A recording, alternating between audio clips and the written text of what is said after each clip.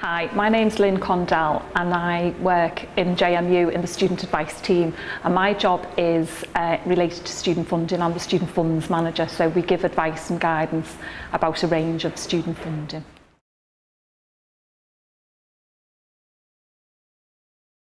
Students, when they apply for their statutory support, so any grants or loans that they're applying for, there are also other grants for dependents. So that could be you've got an adult that's dependent on you, maybe a partner, or maybe you've got children that are dependent on you. So there's what's known as a parent's learning allowance, which is an amount of money just because you're a parent, basically. And you can also apply for the childcare grant, which if you have to pay for childcare to help you while you're at university, there's a non-repayable grant that's given to you to help with the cost of childcare. You get 85% or up to 85% of your childcare back in this grant. So it's a real help. And I think when we talk about childcare, a lot of people tend to think of little tiny babies going to a nursery all day, every day. But it's not just about that. It could be you've got an older child and you need to pay for an after-school club or a holiday club. It's not just like when your kids get to secondary school, you can just leave them home alone all day. So it could be, you know, that there's some sort of learning club in the school that's registered, and you can claim for that as well. And you might think, oh, it's only £2 a day, but £2 a day is £10 a week. And if you can get £8.50 of that back, then why wouldn't you claim it? So it's to cover a whole host of childcare options.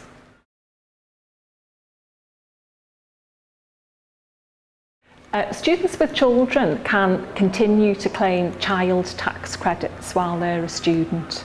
I think it's one of these urban myths, oh, I'm a full-time student, I can't have tax credits. To be eligible for child tax credits, you just need to have a child.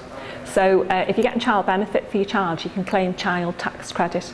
I think where the urban myths come from is the working tax credit element. When you're a full-time student, you're not classed as being employed by the university, regardless of how intense your course is.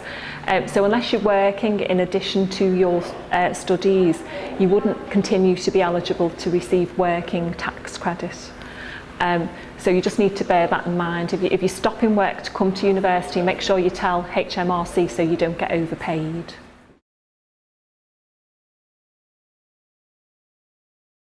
There are some students, not many, that can continue to claim benefits. They could continue to be eligible for benefits while they're full-time students. And it's probably a bit too complicated to go into in a video. But just to give you an idea, if you're a lone parent, you can continue to claim housing benefit if you're in rented accommodation. But your student income will be counted as income, or some of it will. So what you need to be aware of is that you are still eligible to claim. You need to tell them that you're a student and they will look at your student income. But probably for people that think, oh, I might be eligible for benefits, it might be best if you come in and have an individual chat with a member of the team. We're more than happy to have a chat with people before they've made that final commitment to come to university. And once you're here, you know, you might not have realised, oh, I'm missing out on my housing benefit or whatever. Because a lot of housing benefit officers don't see that many students, I think sometimes they're told they're not eligible. So it's definitely worth coming in and having a chat with someone. Another thing that some students miss out on, which is linked to your child tax credits, is free school meals. So if you're getting the maximum child tax credit and no working tax credit, it's very complicated, then you are eligible to claim free school meals. And you might think, oh, my child won't have free school meals, but they might. So that's definitely, there's some free money there that you're eligible to claim. And there are sometimes passport benefits attached to free school meals, maybe travel or uniform grants. So it's definitely worth looking into, or come in and have a chat with us.